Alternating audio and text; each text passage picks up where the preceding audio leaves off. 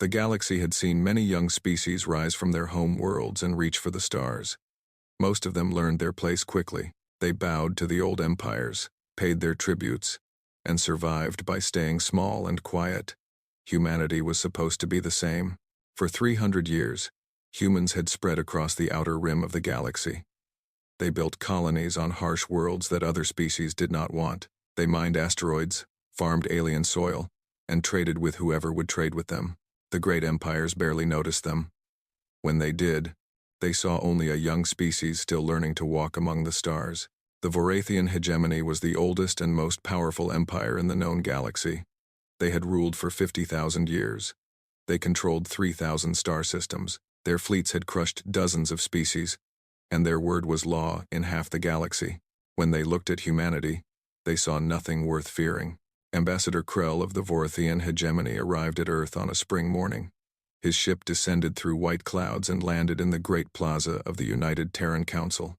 He was tall and thin, with gray skin and 4 arms. His eyes were black and cold. He had delivered demands to many species before. Most of them had trembled at his words. The council chamber was simple compared to Vorathian architecture. Krell thought it looked primitive. He stood before the 12 council members and delivered his message without any greeting or courtesy. The hegemony requires 12 of your colony worlds, he said. The planets you call New Helsinki, Prosperity, Iron Gate, and 9 others. They contain minerals we need. You will evacuate them within 60 standard days. This is not a request. Council leader Maria Santos was a small woman with gray hair and calm eyes. She had led humanity through difficult times before. She did not flinch at Krell's words. Those worlds are home to 40 million of our citizens, she said. We have developed them for over a century. We will not abandon them. Krell made a sound that might have been laughter. You misunderstand. We are not asking for your agreement. We are informing you of what will happen. Resist, and you will learn why no species has ever defied the hegemony twice. Santos looked at him for a long moment. Then she spoke in a steady voice. Ambassador Krell, humanity respectfully declines your demand. Those are our worlds. They will remain our worlds. Krell's black eyes showed something that might have been surprise. Then it faded, replaced by cold amusement. Very well. You have chosen to learn the hard way. He left Earth that same day. The council began emergency meetings, but many of them believed the Vorathians were bluffing. Surely even they would not start a war over mining rights. Surely diplomacy could solve this. They were wrong. 3 weeks later, the Vorathian war fleet arrived at New Helsinki. The colony had 8 million people. It had cities and farms and schools. Children played in parks while their parents worked. It was a peaceful world, far from the politics of Earth. The Vorathian fleet did not send warnings. They did not make demands. They simply began firing. The orbital bombardment lasted 6 hours. Plasma beams and nuclear missiles rained down from the sky. Cities burned. Mountains cracked. The oceans boiled. 8 million human beings died screaming, and the Vorathians recorded every moment. They broadcast the destruction across every frequency in the galaxy. They wanted everyone to see. They wanted humanity to understand what happened to species that said no to the hegemony. On Earth, Maria Santos watched the footage in silence. Around her, council members wept. Some screamed in rage. Some sat frozen, unable to process what they were seeing. The images showed children running through streets of fire. They showed families huddled together as the sky fell. They showed an entire world dying. When the broadcast ended, Krell's face appeared on every screen on Earth. He was smiling. This is what defiance costs, he said. You have 30 days to evacuate the remaining 11 worlds. Refuse again, and each of them will burn just like New Helsinki. The hegemony does not make threats. We make promises. The transmission ended. Silence filled the council chamber. Then Santos stood. Her face was pale, but her voice was steady. Leave me, she said. All of you. I need to make a call. The council members filed out. When she was alone, Santos walked to a secure terminal. She entered a code that only 3 people in all of humanity knew. A code that had been passed down from leader to leader for 500 years. A screen flickered to life. A face appeared, hidden in shadow. It has happened, Santos said. New Helsinki is gone. 8 million dead. The shadowed figure was silent for a moment. Then a voice spoke. old and heavy with purpose. Are you certain you want this? Once it begins, it cannot be stopped. The galaxy will never see us the same way again. Santos thought of the children burning. She thought of the families dying together. She thought of Krell's smile. Activate Protocol Prometheus, she said. The figure nodded slowly. It will be done. God forgive us all. The screen went dark. Across human space, something began to change. On 100 worlds, factories that had been silent for decades roared to life. Deep in asteroid belts, hidden shipyards powered up their systems. Military bases that appeared on no map opened their doors. For 500 years, humanity had known this day would come. They had watched the galaxy and seen how it worked. They had seen the old empires crush the young. They had seen species enslaved and worlds destroyed. And they had decided, quietly and secretly, that it would not happen to them. Every human government had known. Every leader had kept the secret. While they built their peaceful colonies and traded with alien merchants, they had also been preparing, building, waiting. The public face of humanity was kind and peaceful. The hidden face was something else entirely. In the Sol system, the birthplace of humanity, the asteroid belt began to move. Rocks that had floated in space for millions of years shifted and separated. Behind them, hidden in the darkness, ships emerged, thousands of them, then tens of thousands. They were painted in absolute black. They had no running lights, no visible engines. They moved in perfect silence, like sharks rising from the deep. Admiral Helena Vance stood on the bridge of the flagship, the TNS Remembrance. She was 60 years old, with iron-gray hair and eyes that had seen too much. She had spent her entire life preparing for this moment. "Status report," she said. Her first officer checked the displays. "All fleets are activating. The 1st through 10th Armadas are forming up. Total combat vessels, 47,000. All crews are aboard and ready." Vance nodded slowly. 47,000 warships, the largest human fleet ever assembled. And the galaxy had no idea they existed. "Open a channel to all ships," she said. The communication officer nodded. "Channel open, Admiral." Vance stood straight and spoke words that would echo through history. "This is Admiral Vance to all Terran forces. For 500 years, we have prepared. We have watched. We have waited. We hoped this day would never come. But it has come, and we will not turn away from it. They burned our children. They laughed while our people died. Now they will learn what humanity truly is. All ships, form up and prepare to move out. We have empires to destroy." The Black Fleet began to move. Humanity was going to war. 3 months passed after the burning of New Helsinki. The galaxy watched humanity with mild interest, waiting for them to surrender. The Vorithian hegemony was patient. They had broken many species before. Some took longer than others, but they all broke eventually. Ambassador Krell sat in his comfortable office on Vorathia Prime, drinking expensive wine and reviewing reports. The humans had gone strangely quiet. No diplomatic messages, no pleas for mercy, no evacuation notices from the demanded colonies. Just silence. "They are probably still mourning," his assistant said. "Primitive species often need time to accept their defeat." Krell nodded. "Send another diplomatic ship to Earth. Remind them that the deadline is approaching. Make sure they understand what happens next." The diplomatic ship arrived at Earth 2 weeks later. What they found confused them greatly. Earth's orbital stations were empty.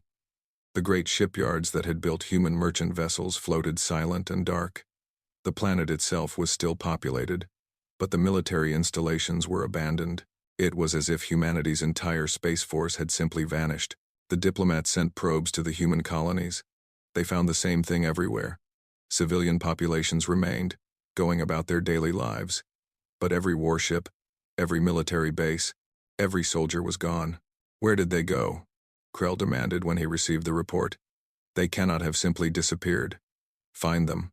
The hegemony's intelligence service began searching. They found nothing. Human space was quiet and peaceful, as if the entire species had decided to ignore the threat hanging over them. Then the first border station went dark.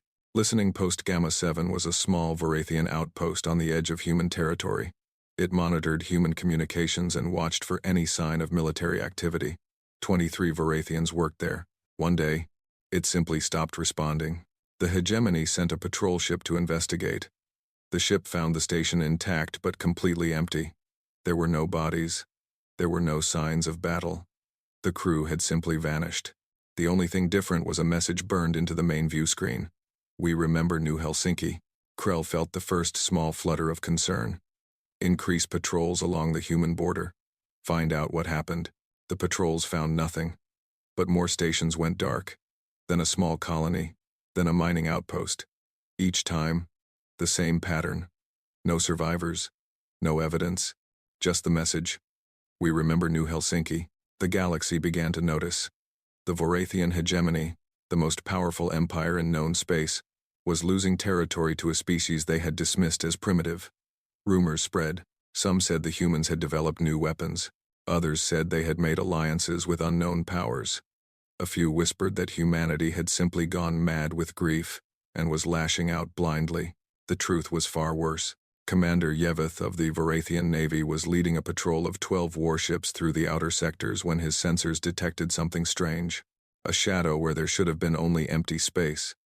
He ordered his fleet to investigate. They found nothing at first. Just darkness and stars. Then the stars began to disappear. "What is happening?" Yeveth demanded. His sensor officer's voice shook. "Commander, there is something between us and the stars. Something very large. I am reading thousands of vessels." The human fleet appeared as if stepping out of a shadow. Their ships were painted in absolute black, nearly invisible against the darkness of space. They had no running lights. Their engines gave off no heat signature. They had been there all along, watching, waiting. Yeveth's fleet of 12 ships faced a wall of human warships that stretched beyond the range of his sensors. "This is Commander Yeveth of the Vorathian hegemony," he broadcast, trying to keep his voice steady. "You are in violation of hegemony space. Stand down and prepare to be boarded." Silence answered him. The black ships did not respond. They simply began to move. Yeveth ordered his fleet to open fire. Vorathian plasma cannons, the most powerful weapons in the known galaxy, lashed out at the human vessels. The beams struck their targets and did nothing. The human ships had shields unlike anything Yeveth had ever seen. His weapons could not even scratch their paint. Then the humans fired back. Yeveth had one moment to see the incoming projectiles on his screen. They were moving at nearly 1/3 the speed of light. His ship's shields, designed to stop plasma and lasers, could not stop solid matter moving that fast. The projectile punched through his vessel from bow to stern, and Commander Yeveth stopped existing. His entire fleet was destroyed in less than 4 seconds. News of the disaster reached Vorathia Prime within hours. Krell read the report 3 times, unable to believe what he was seeing. 12 warships destroyed in seconds. No survivors. The human fleet had taken no damage at all. "This is impossible," he said. "The humans are primitives. They cannot have weapons like this." But they did, and they were coming.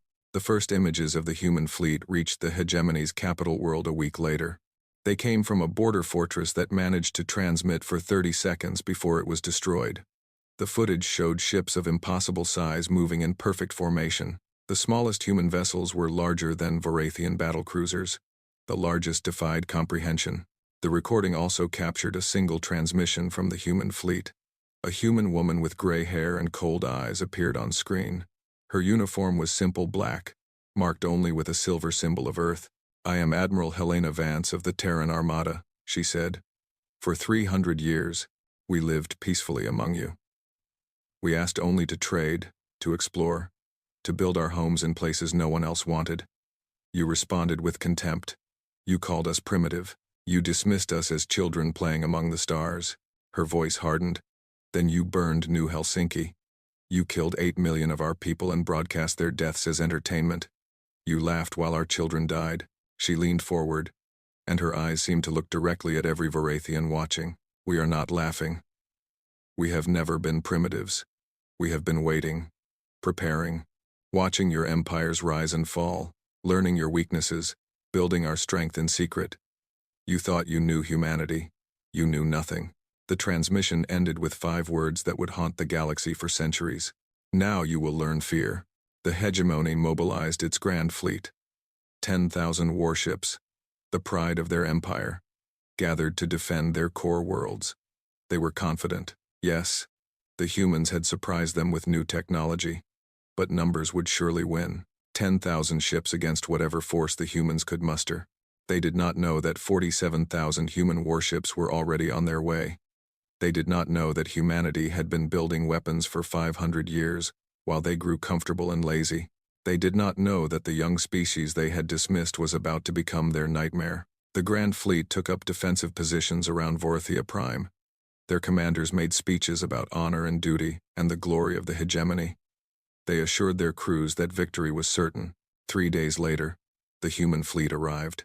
It emerged from faster-than-light travel in perfect formation. A wall of black ships that filled the tactical displays from edge to edge. Admiral Vance looked at the Vorathian fleet on her screen. 10,000 ships. The largest military force the hegemony had ever gathered. She smiled grimly. All ships, she said. Weapons free. The Battle of Vorathia Prime was about to begin. And the galaxy would never be the same. The Battle of Vorathia Prime began at dawn, local time. Not that it mattered in space, but the Vorathians had always been dramatic about such things. Their grand fleet hung in perfect formation before their homeworld. 10,000 warships ready to defend their empire. High Admiral Thessar commanded the Vorathian forces from his flagship, the pride of the hegemony. He had fought in 30 campaigns and never lost a battle. He looked at the human fleet on his tactical display and felt a moment of doubt, but pushed it away. Numbers could be deceiving. His crews were veterans. His weapons were proven. The humans were clever, but cleverness alone did not win wars. All ships, charge weapons and prepare for battle, he ordered. We will show these humans what happens when you challenge the masters of the galaxy. The human fleet did not wait for him to finish his speech. They attacked. The first wave of human missiles launched silently, thousands of them racing across the void. They moved faster than anything Thessar had ever seen. His point defense systems tried to track them but could not keep up. The missiles struck his forward ships and detonated with the fury of small suns, antimatter warheads. The Vorathians had experimented with antimatter weapons centuries ago and abandoned them as too dangerous to handle. Somehow, the humans had solved that problem. 50 Vorathian ships died in the first 30 seconds.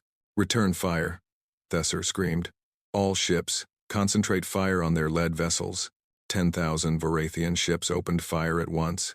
Plasma beams and fusion torpedoes and railgun rounds filled the space between the fleets. It was the greatest display of firepower in the history of the hegemony. It did almost nothing. Human shields glowed blue as they absorbed the incoming fire. Some of the smaller human vessels took damage. A few were destroyed. But for every human ship that fell, 100 Vorathian vessels died in return. The human fleet advanced through the Vorathian fire like a wave rolling over sandcastles.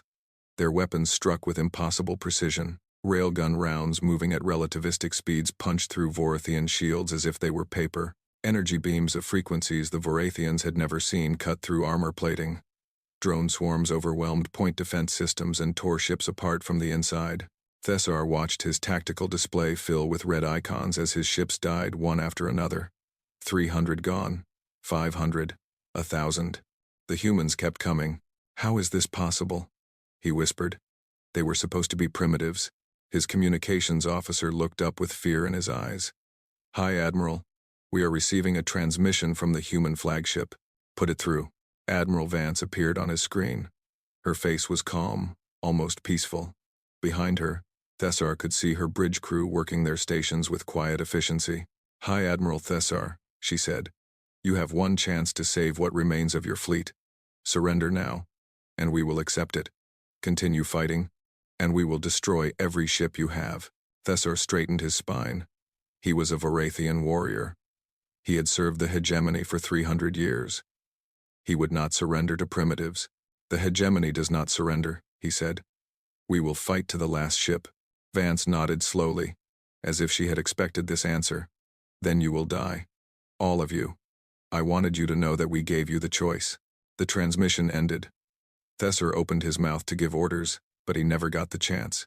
The human fleet deployed something new. Thessar's sensors screamed warnings as gravitational forces beyond anything natural began to tear at his ships. The humans had gravity weapons, devices that could create artificial singularities and crush starships into balls of compressed matter. The pride of the hegemony folded in on itself like paper. High Admiral Thessar had one moment to feel the impossible pressure before everything went dark. The Battle of Varathia Prime lasted 4 hours and 12 minutes. When it ended, the Varathian Grand Fleet no longer existed. 9,817 ships destroyed. 500,000 Varathian warriors dead. The humans lost 204 vessels. Admiral Vance looked at the wreckage floating in space and felt nothing but cold satisfaction. This was not victory. This was justice. Set course for Varathia Prime, she ordered. It is time to end the hegemony. The Varathian homeworld was beautiful. Blue oceans and green continents under a yellow sun. 12 billion Varathians lived there, in cities that had stood for tens of thousands of years. It was the heart of an empire that had ruled half the galaxy. The human fleet took up orbit around the planet. Varathian surface defenses opened fire, but their weapons could not reach the human ships. They could only watch as the black vessels surrounded their world. Elder Emperor Kesoth, ruler of the hegemony for 2,000 years, made his broadcast from the ancient throne room of his palace. He was old even by Varathian standards, his gray skin wrinkled and his forearms thin with age. But his voice was still strong. People of the hegemony, he said, we face the darkest hour in our history, but we are Varathians. We have survived worse. We will rebuild. We will. His words were cut off as every screen on the planet switched to show Admiral Vance. Emperor Kesoth, she said, your fleet is destroyed. Your empire is falling. And now your homeworld is at my mercy. Kesoth's face twisted with rage and fear. You cannot do this. We are a civilization of 50,000 years. We have rights under galactic law. You would not dare. Rights? Vance's voice was ice. Did New Helsinki have rights? Did the 8 million people you burned alive have rights? Did the children who died screaming have rights? She leaned forward. Let me tell you what is going to happen. We are not going to glass your world. That would be too quick. Too clean. Too much like what you did to us. Relief flickered across Kesoth's face.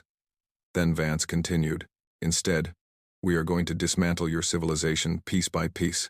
Your orbital shipyards are already gone. Your communication satellites are next. Then your power grids, your transportation networks, your factories, everything that makes you a spacefaring civilization. Horror replaced the relief in Kesoth's eyes. You would reduce us to primitives? Yes. Vance's voice held no emotion. You wanted to see primitives. Now you will become what you despised. Your children will forget how to build starships. Your grandchildren will forget you ever had them. In 1,000 years, you will be nothing but a minor species on a single world, looking up at stars you can no longer reach. Please. The word came out as a whisper. The ruler of the greatest empire in the galaxy was begging. Show mercy. We can negotiate. We can pay tribute. Anything. Vance shook her head slowly. Mercy died on New Helsinki. You taught us that lesson. Now live with it. The transmission ended. True to her word, the human fleet began its work. Shipyards that had built vessels for 30,000 years were reduced to debris. Satellites that had connected a galactic empire went dark forever. Power plants that had run for centuries were precision-bombed into silence. The Varathians could only watch as their civilization was stripped away, piece by piece, until nothing remained but 12 billion people on a single world, alone and silent, under an empty sky. The galaxy watched in stunned silence. The Varathian hegemony, the mightiest empire in known space, had been destroyed in less than 2 months. Not conquered, not occupied, simply erased from the galactic stage, and humanity was not done. Admiral Vance addressed the galaxy from orbit above Varathia Prime. Her face was broadcast to every world that could receive the signal. Let this serve as a lesson, she said. Humanity wanted peace. We wanted trade and exploration and friendship. You answered with contempt and murder. Now you see what we can do when we are pushed too far. She paused, letting her words sink in. To every empire that has wronged humanity, we remember. We are coming, and we do not forgive. Across the galaxy, in throne rooms and council chambers and military headquarters, the powers that had once laughed at humanity felt something they had not felt in centuries: fear. The fall of the Varathian hegemony sent shockwaves across the galaxy. For 50,000 years, they had been the ultimate power. If they could fall, anyone could fall, and the species that had destroyed them was not going home. The Human Armada split into a dozen battle groups, each one powerful enough to crush a medium-sized empire. They moved through the galaxy with purpose, heading toward worlds that had wronged humanity over the centuries. The list was long. Humanity had kept very careful records. The Crystalline Concord was the first to try a preemptive strike. The Concord was a militaristic empire of silicon-based life forms. They looked like living gemstones, beautiful and deadly. They had enslaved human colonists 200 years ago, using them as labor in their crystal mines. When humanity had protested, the Concord had laughed and told them to send a fleet if they wanted their people back. Now the Concord decided to strike first. They gathered their fleet, 2,000 of their best warships, and launched an invasion of human space. Their commanders believed that surprise and aggression would succeed where the Vorathians had failed. They were wrong.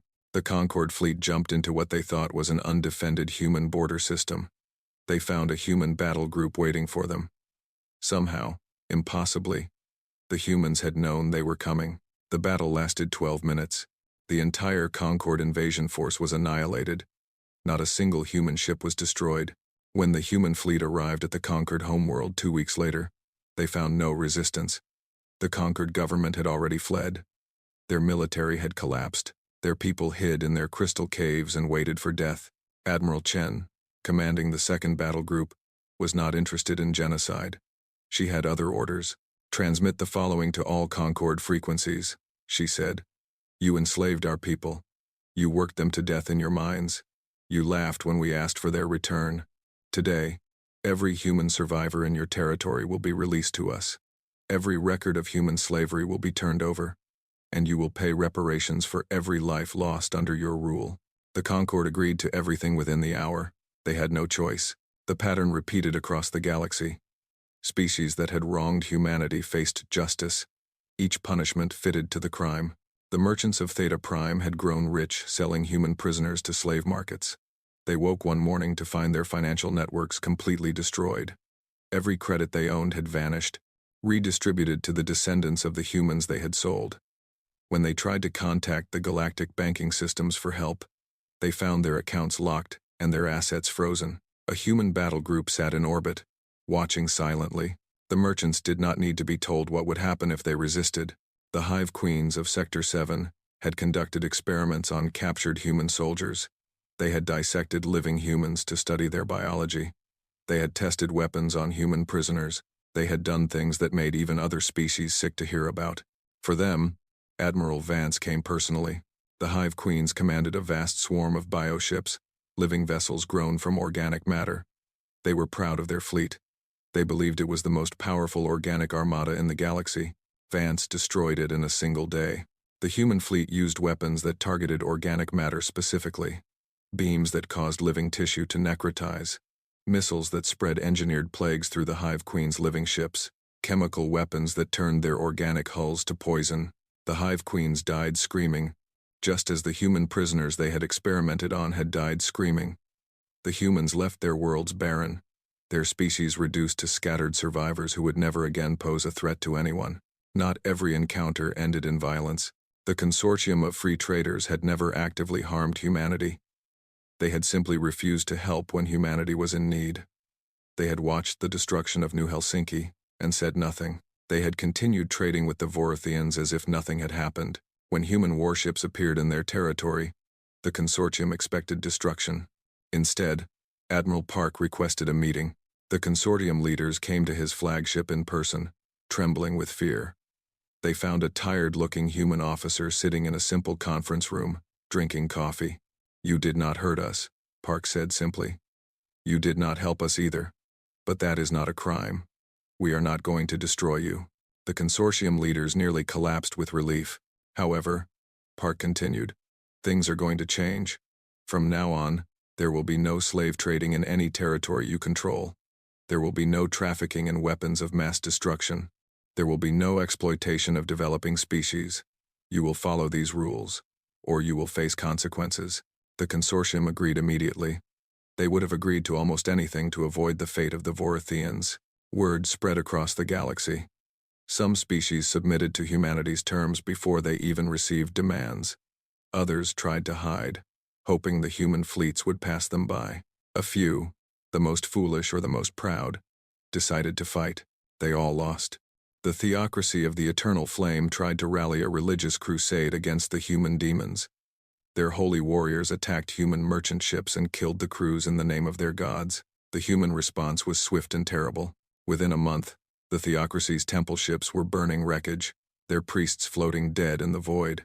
The machine intelligence of Sector 12 calculated that humanity's advance was statistically vulnerable and launched a coordinated strike on human supply lines. The machines had forgotten that humans had been building artificial intelligence for centuries. Human AI warfare systems infiltrated the machine intelligence's networks and turned their own drones against them. The great machine consciousness of Sector 12 went silent and never spoke again. Finally, the remaining major powers of the galaxy understood that they could not defeat humanity alone. They would have to work together. The Grand Coalition formed in secret. 12 species, old enemies united by their fear of humanity. They pooled their fleets and their resources. They shared technology and tactics. They built the largest armada the galaxy had ever seen. 50,000 warships from a dozen different civilizations. The coalition believed they had kept their preparations secret. They were wrong. Admiral Vance received the intelligence report in her quarters aboard the Remembrance. She read it carefully, then allowed herself a small smile. "They are gathering in the void," her intelligence officer reported. "Neutral space between the major powers. They believe they can ambush us there." "How many ships?" Vance asked. 50,000, Admiral. Perhaps more." Vance nodded slowly. "Good. Then we only have to destroy them once." She stood and walked to the bridge, where her crew waited. "Signal all battle groups," she said. "All ships are to converge on the void. It is time to show the galaxy what humanity can really do." The human armada began to gather. 47,000 warships, veterans of 100 battles, hardened by months of constant warfare.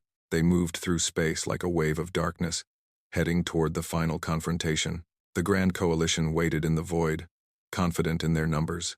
They had never seen the full might of the human armada assembled in one place.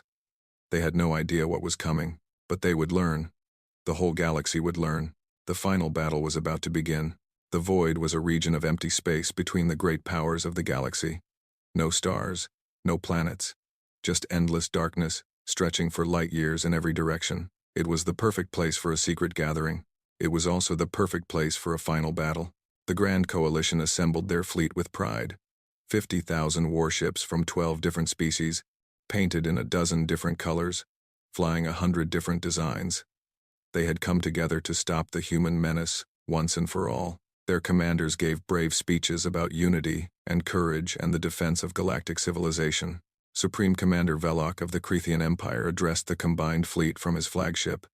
He was old and experienced, chosen to lead because he was the best military mind the coalition could find.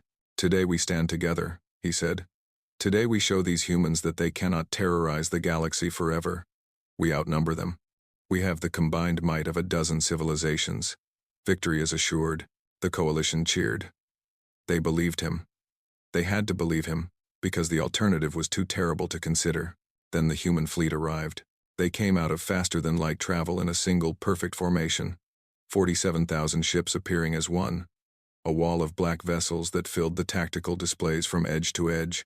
The coalition crews watched their screens and felt their confidence drain away. But it was not the numbers that broke them. It was what came next. The human formation split apart, creating a gap in their center. Through that gap came something that made every coalition captain stare in disbelief. The Leviathan. It was not a ship. It was a mobile space station. A vessel the size of a small moon.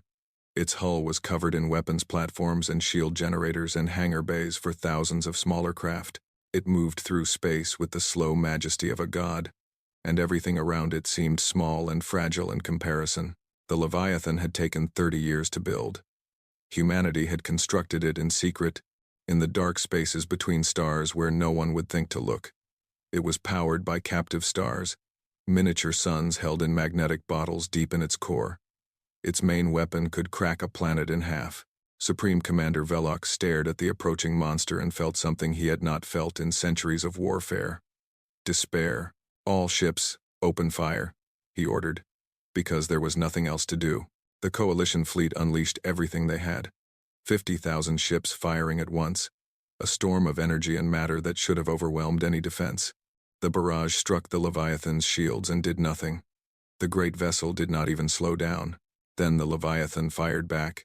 A beam of pure white energy lanced out from its bow, wider than most ships were long. It struck the center of the coalition formation and simply erased everything it touched. 300 warships vanished in an instant. Converted to expanding clouds of plasma, the coalition fleet scattered in panic. All discipline, all coordination, all the careful plans vanished in the face of that terrible weapon. Ships tried to run in every direction, but there was nowhere to go. The human fleet had surrounded them. The battle became a massacre. Human ships hunted down fleeing coalition vessels with cold efficiency.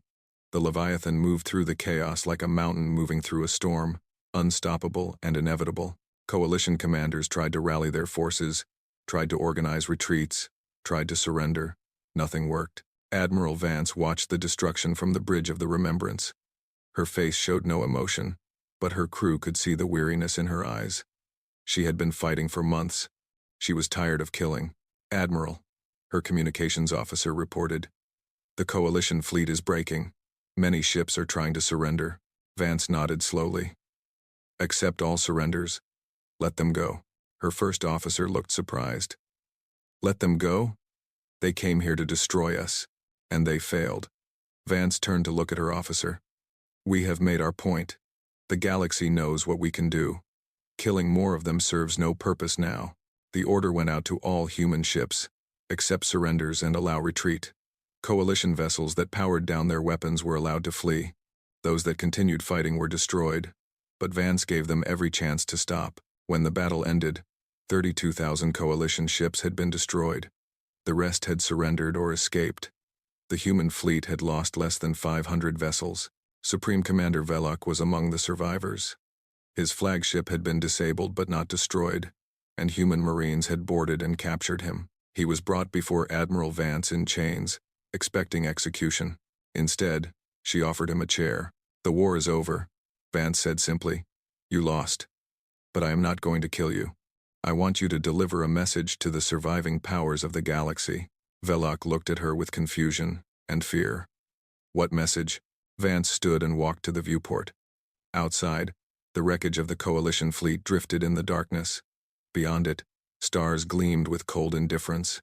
"We did not want this war," she said. "We wanted to live in peace. We wanted to explore the stars and trade with other species and build a future for our children.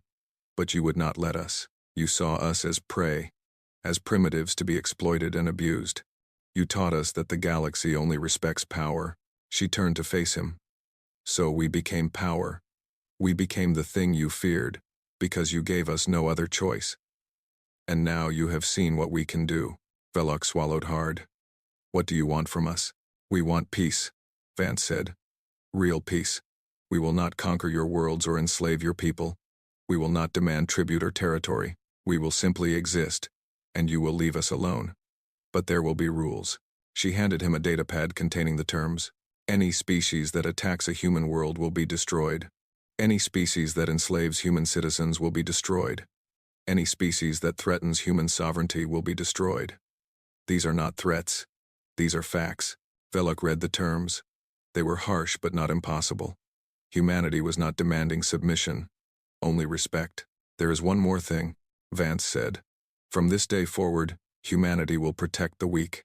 Any developing species, any young civilization trying to find its place in the stars, will be under our protection. The old ways of exploitation and conquest are over. The strong will no longer devour the weak simply because they can." Velok looked up at her.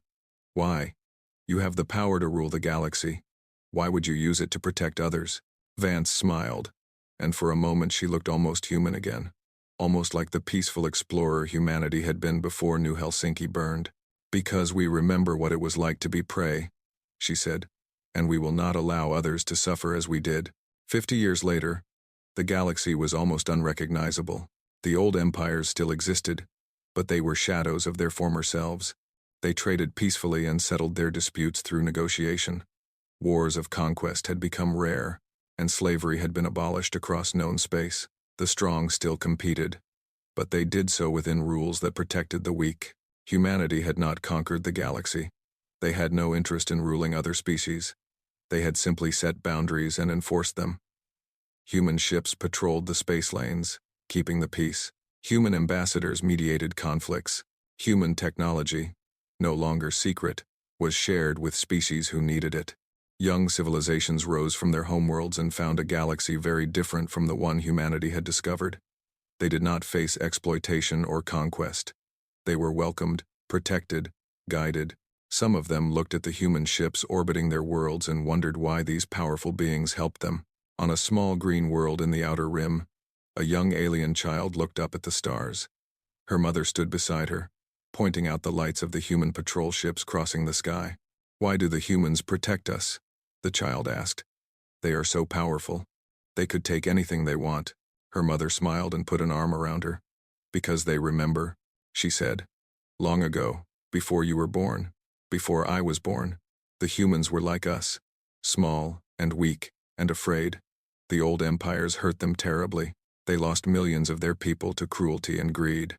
The child looked troubled. "That is sad." "It is," her mother agreed. "But instead of becoming cruel themselves, they chose to protect others from the same fate. They became strong so that the weak would not have to be afraid." The child was quiet for a moment, watching the human ships trace lines of light across the dark sky. "I want to be like them when I grow up," she said. "I want to protect people too." Her mother hugged her close. "Then you will," she said. "The humans have shown us the way. Now we just have to follow it." Far above, the human patrol ships continued their endless watch. They were guardians now, protectors of the peace they had fought so hard to create. They had turned their weapons into shields, their fury into vigilance. The galaxy was not perfect. It would never be perfect. But it was better than it had been, and it was getting better every day. And through the vast darkness of space, humanity stood watch, remembering where they had come from, protecting those who could not protect themselves, and making sure that no one would ever have to suffer what they had suffered. Because in the end, the measure of power was not what you could destroy. It was what you chose to protect.